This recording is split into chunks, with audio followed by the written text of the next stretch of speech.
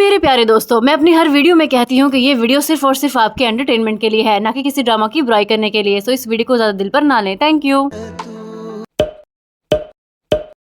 तो यार यहाँ इस सीन में देखो, जहाँ इनाया शायान से अपने निकाह की बात अपने हस्बैंड ज़ुहान को बताती है तो यहाँ असद के गले में कोई भी पेंडेंट नहीं होता। पर जैसे ही ईज़ा सारा इल्ज़ाम इशिल पर लगा देती है तो असद हैरानी से इशिल की तरफ देखता है तो अचानक से असद के गले में ये पेंडेंट कहाँ से आ जाता है। पर असद सबके सामने इशिल की साइड लेता है और कहता है कि इशिल ने ये सारी बातें मुझे पहले ही बता रखी थी। तो अचानक से असद के गले से वो पेंडेंट कहाँ गायब हो जाता है।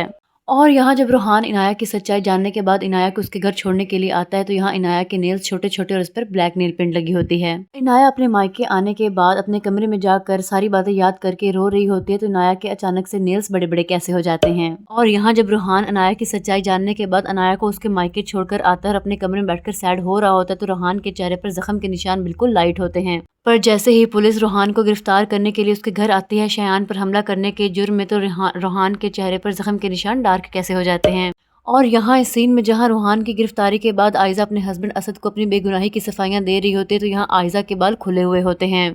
फ़ोन बजने पर जैसे ही आयजा अपने कमरे में एंटर होती है अपनी माँ की कॉल सुनने के लिए तो अचानक से आयजा के बाल बंधे हुए कैसे हो जाते हैं।